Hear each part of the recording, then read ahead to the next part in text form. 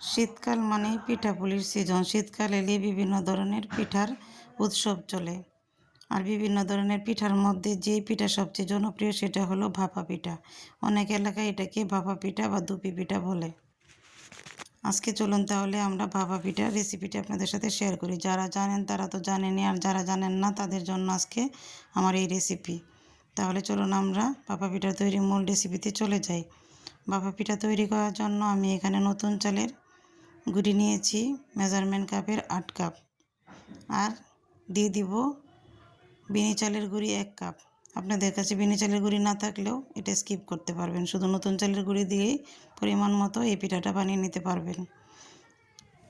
এখানে আমি স্বাদ মতো লবণ দিয়ে দিয়েছি, আর দিয়ে দিচ্ছি হালকা হালকা করে নর্মাল পানি একটু একটু করে দিব, আর মাখিয়ে নেব গুঁড়িগুলি।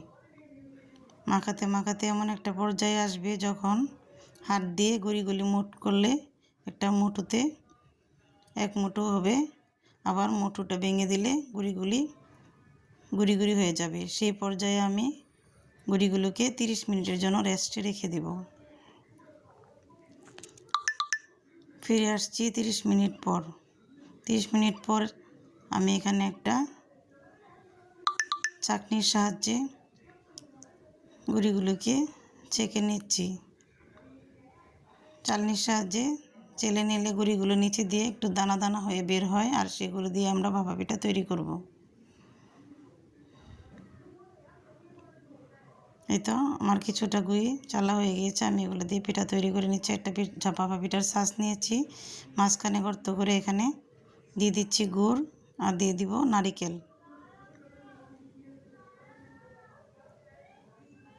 আর উপর থেকে আর কিছুটা গুঁড়ি দিয়ে এটা ঢেকে দিব। এই কাজটা আলতো হাতেই করতে হয়, বেশি চাপ দিয়ে দিলে পিঠা ভিতর থেকে কাঁচা থেকে যাবে। এটা খুব আলতো হাতে করতে হয়। উপর থেকে একটা নেট দিয়ে এটা ঢেকে এক সাইডে রেখে দিচ্ছি। আমি আরেকটা পিঠা বানিয়ে নিচ্ছি। প্রথমে গুঁড়ি দিলাম, তারপর মাঝখানে গুড় দিয়ে দিলাম, এখন উপরে নারকেল দিয়ে দিচ্ছি। আমি এই পিঠাটা একটু ভিন্নভাবে তৈরি করছি। আমি এখানে পাউডার দুধ দিয়ে দিচ্ছি, চাইলে আপনারা কনডেন্স মিল্কও দিতে পারবেন। এই পিঠাগুলি খেতে খুবই ভালো লাগে, এভাবে একবার বানিয়ে দেখবেন, খুবই মজা হয় খেতে। এখন পিঠাগুলি আমি ভাপিয়ে নিব। আগে থেকে চুলায় একটা ভাপা পিঠার ডেকচি তুলে দিয়েছিলাম পানি দিয়ে, সেটাতে ভাপ চলে আসছে। পিঠাগুলি একটা একটা করে দিয়ে দিচ্ছি। 1 থেকে 1.5 মিনিটের মধ্যে পিঠা হয়ে যাবে। উপর থেকে একটু চাপ দিয়ে দেবেন হয়েছে কিনা, তারপর নামিয়ে নেবেন। আমি এভাবে সবগুলি পিঠা বানিয়ে নিব। এই তো আমার কিছু পিঠা বানানো হয়ে গেছে। আমি এখানে কিছু নারিকেল দিয়ে পিঠা বানিয়েছি গুড় ছাড়া, সেগুলো আমি একটা ফ্রাই প্যানের মধ্যে উল্টে পাল্টে মুচমুচে করে নিচ্ছি। এগুলা কাঁচামরিচ দিয়ে আমি মুরগির মাংস রান্না করেছি, সেটা দিয়ে খাবে।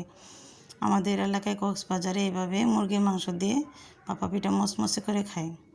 আমার পিঠাগুলি তৈরি করা হয়ে গিয়েছে। তো আমি গুড় দিয়ে পিঠা কিছু বানিয়েছি, আর কিছু পিঠা বানিয়েছি আমি গুড় ছাড়া নারকেল দিয়ে।